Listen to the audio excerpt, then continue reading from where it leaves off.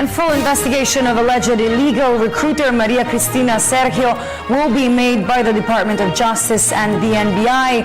Sergio is reportedly the recruiter who tricked Mary Jane Veloso into bringing 2.6 kilos of heroin in Indonesia, a charge the suspect has denied. Sergio presented herself along with the live-in partner and fellow suspect Julius Lacanilao to police authorities amid threats she had been receiving. Alvin Baltazar reports. Maria Cristina Sergio's under protective custody at the PNP is not tantamount that she is already free from any possible court charges.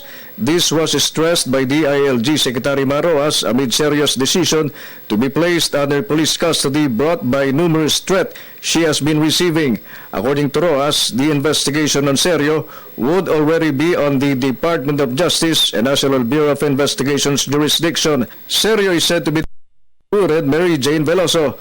Rojas and DOJ Secretary Leila de Lima said that government is decided to dig in as to who must be made answerable to what had happened to Veloso, who miraculously temporarily eluded death through firing squad. Gusto ko lang linawin at linilaw ko rin ito sa kay Mrs. Sergio, no, na yung pagbibigay ng protective custody sa kanya, hindi ibig sabihin na pinapawalan sala siya.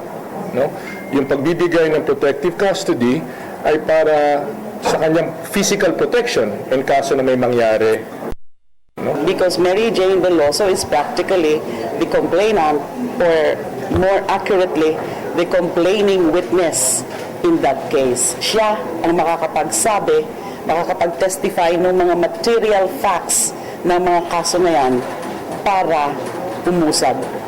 On his part, OIC PNP Deputy Director General Leonardo Espina said that Sergio must follow the rules which they will lay down since she is at the PNP's custody. Espina said that they already explained the regulations to Sergio, who started to spend overnight yesterday at the PNP's national headquarters.